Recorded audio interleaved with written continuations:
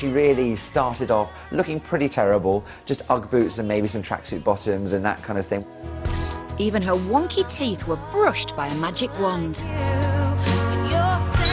Her transformation is a sort of chav to princess in a few years. She stood out actually more than the rest because she's more glamorous. The videos were extraordinary. I mean, I really didn't think that much money was going to be spent on them. It's like they've gone through a car wash and they've just been styled and plucked and tucked and sorted, and they turn the sex factor on immediately. And it's really great to watch because you're like, oh my God, that can't be those 5 rough old tarts that have been put on this show, you know, that have been polished up, and they actually look amazing. It's brilliant. You just thought, my God, you know, that they mean business, not only the Girls Aloud, but the record company as well. And I think they really wanted to take on the kind of spectre of the Spice Girls. By 2004, Girls Aloud had everything. A platinum album, another #1 song and luxury apartments in a luxury building in a luxury corner of North London. But there was one thing missing for our Cheryl, a footballer boyfriend. Luckily, there was one just upstairs in the same luxury block with an even more luxurious lifestyle, including multiple giant watches. But our Cheryl wasn't impressed with his stinking chat. His chat-up line to Cheryl was, "Hey, hot lips, nice bum." He actually said that to me as well, but, you know, no, he didn't. According to Ashley, in an exclusive limousine-based interview, meeting Cheryl had been a very different ballgame. First met her, I was playing tennis with a few of my mates where I live, because obviously she lived in the same complex as well with the other girls, so we spoke for a bit and I asked her for a number. She said no. And then she gave me the number, and that was it, really. That was history. And it could have been history had it not been for a clairvoyant. So apparently, Cheryl went to a clairvoyant and was told by the clairvoyant that, "I know you've been looking at a footballer and admiring him. You should go for it. In fact, you should marry him." Which is kind of far out, right? Because how do they know? But, you know, they do have wisdom, or, you know, inner wisdom, inner power. Crazy. A pop star and a footballer? Who would have thought it? Well worth the 40 quid. An intimate documentary proved that even for the highest profile of couples, life's messier realities had to be dealt with. Are you going to pooper scoop? No, I'm not pooper scooping anything, mate. You pooper scoop it. Ah, sweet. Love blossomed, and it was a PR dream when in July 2006, Ashley whisked 23-year-old Cheryl off to get married. They had 150 guests, Prince Edward's caterers and a £1 million deal with OK magazine. I mean, it was hysterical. You know, we were all hunting for Wedding of the Year. We at Heat were completely shut out. We had no way of getting access or any information even. Cheryl and Ashley Cole's wedding was just so OTT, but I thought it looked wonderful. I thought she looked so beautiful, and they looked so happy. I mean, to be honest, you know, the whole footballer's wife thing, and I don't get it. I mean, everyone wanted to read about them and see what she was wearing and what she looked like and what friends were there and what footballers were there. They put, if you like, the normal people at the front of the church, and the more famous people, the football players who were there and things like this, towards the back of the church. Wearing a Roberto Cavalli dress costing £110,000, Cheryl looked like a princess. The dress, loved it. It wasn't over the top, it didn't ooze money or anything like that. It looked just a beautiful dress, you know, on a beautiful young lady on her proudest day of her life.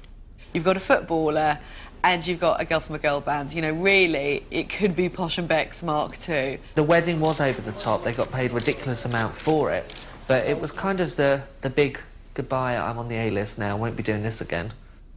Cheryl had hit the jackpot and again nearly blew it, this time on the lottery.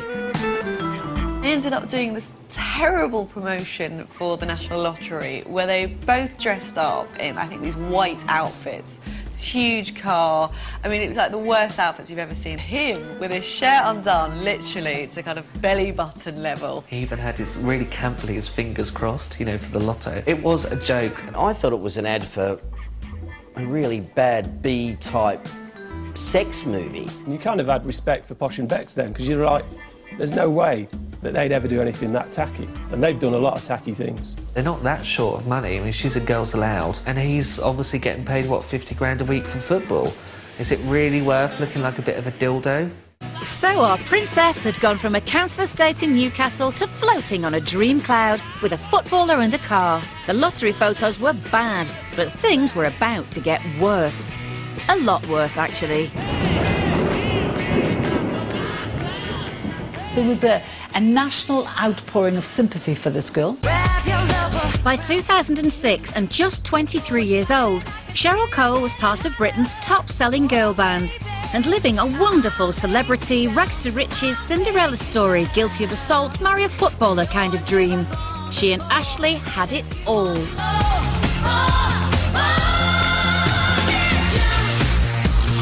Cheryl is this beautiful girl in one of the most successful girl band groups ever, and there's Ashley Cole, good-looking lad, and it just seemed an ideal couple.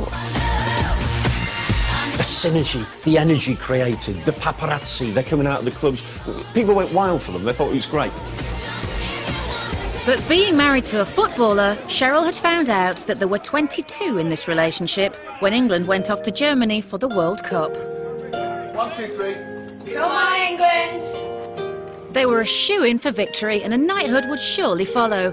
Cheryl accompanied the future Sir Ashley as the England team and their wags invaded Baden-Baden. A place so good they named it twice. Never seen anything like it. The girls, you know, actually did go out there to support their husbands and partners, but it turned into a circus. Where once it was English hooligans who caused havoc abroad, now it was footballers' wives. Their purchasing power is legendary, and one shocked German tabloid reported they spent £55,000 in an hour on high fashion. We have still some beautiful stuff they can buy, so they can stay till the final for us. The shopkeepers had to order in extra stock for them, and they've given this genteel spa town a touch of A-list glamour. Well, except for the Scouse ones, obviously. Are you going out today to do any shopping? No, McDonald's again. McDonald's? Yeah. Queen of the Wags was, of course, posh, and guess who she chose as her lady-in-waiting? You've got kind of posh there with that constantly pouting and talking about David.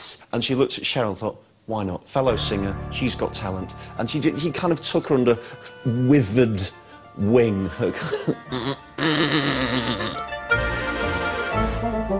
I take you as one of my own. You'd see Colleen and the crew going out in skirts up to here and tops down to here, going for a night partying. But Cheryl wasn't doing that. Cheryl was knocking about in combat trousers and a baseball cap and trying to keep it kind of low-key. And she'd go out every now and again with Victoria Beckham for a quiet dinner somewhere. But she really wasn't putting it about. And that's when I started to look at her and think, yeah, you're quite a cool chick. Maybe all was not what it seemed. Who was the real queen in Germany? Maybe nobody really liked Posh and Cheryl felt sorry for her. Maybe Cheryl was doing Posh a favour sitting having dinner with her.